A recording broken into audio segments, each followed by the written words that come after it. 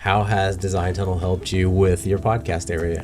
Well, I kind of feel like I want to give you almost all the credit for this because you helped me outfit this. It was an office, and we've basically converted into a podcast studio. It is a studio. Yeah. So you really helped with the technical side, for one. Even the cords and batteries, things I didn't think about. You told me, okay, you need this and this. Problem solving, you told me what kind of equipment we needed. You basically helped make it easy. We come in, we record. I don't have to think about it. You had already bought these mics. You had already bought these arms. Mm-hmm. But you didn't know how to put them on the table. Right. So she had four. She has 4 of these. Mm-hmm. Very nice. We ended up going with short ones up front, long ones in back. You can have 4 people sitting at the table right here. If you want to, you have 2 people over here. This is what you're going to do. You can easily. That was you. Take that down and getting the right cords and stuff and making sure they're shielded and hiding the cords. Hiding the cords. Good cord management, super important. I think this is our 2nd time to film at your location. I think 4th time to be out. I think so. It didn't take that many times to execute what we have here today. No. But even today, we had some new equipment arrive last week because of her cameras overheating and stuff.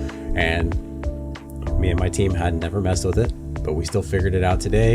And we were rolling. Had to jump through some hoops and figure it out. But we made it work. Yeah. So we were able to record with brand new equipment. It would have taken me 2 weeks to probably figure that out. And you were like, oh yeah, okay, let's just change these settings and let's do this. The hardest thing was internet connection. That was it. It's this building. But really, I wouldn't have known. I would have probably sat there for 2 weeks. I'm like, okay, this isn't going to work. So when I started this, I knew I wanted to do a podcast for the tribe several years back. Yep. So I decided on the Rodecaster, basically taught myself. I wasn't any kind of audio person. Then I just kind of started adding the equipment. Yeah. My favorite thing about the room is, I'm going to say the window, but how important is lighting now that you see lighting? And I did see that's where you guys come in, because I didn't think about lighting. I was like, oh, okay, here's this empty office. Well, it's dark, but we had the lights already, and it was the little things that you said. Get the lantern. We had the lights. You hung them up, overhead lighting. Yeah. I never would have thought of that, but it makes a big difference. Well, team effort, like I said. And then you had to trust us, so thank you for doing that. Yes. The window. The window. So this is a window, and I think that, I don't know, she had these. Well, I'd already bought those panels. Yeah, these acoustic treatment, foam. When we go out on site, sometimes there are other noises like lawn mowers, birds and stuff. And so this is 2 pieces of plyboard. Painted black, so it doesn't look like you have a piece of plyboard in the window. Then we did foam panels over it, and now it sets in there, and it's more appealing.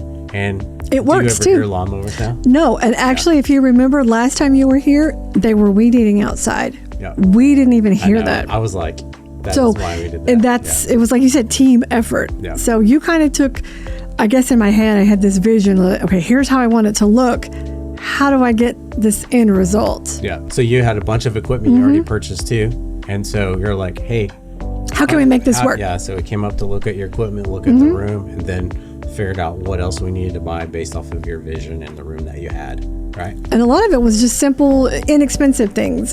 Even like extension cords and the mic cord, XLR cables. I think I had 6 feet or whatever. You told me, well, you need 20 or 25. Yeah. Things like that I didn't know about. What would you tell someone that wants to start a podcast? Really think about what you want your end product to look like and your brand, because it's a reflection of you. So do your homework, do your research, reach out to other people that have a podcast. Maybe ask them. Don't just kind of listen to the masses. You can just use this app and you don't have to do all that. Because lighting matters. Yeah. Well, they think about people with the apps, right? Apps are great, but apps are looking for subscribers. So, right. Well, something that is not in the room that maybe we could throw up in this video is that your branded video template.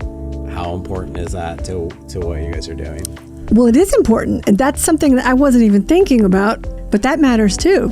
Thumbnails, everything you don't even think of, titling an episode, description. Yeah. All of that stuff matters. You took that off of me, the workload off of me. Yeah. Like, okay, I don't have to think of a title, or I don't have to make content. To me, there's nothing better than a team that knows how to execute something really well. Would you think that Designtunnel has the knowledge to step in at any point? Oh, yes. Even our video intro. I had this weird vision in my head, and you just took it and ran. I said, well, I want these pictures to scroll. It blew my expectations away. I was like, okay, I really like this. I love it. I think you guys do a great job. And if anyone's on the fence about it, I think they should call you.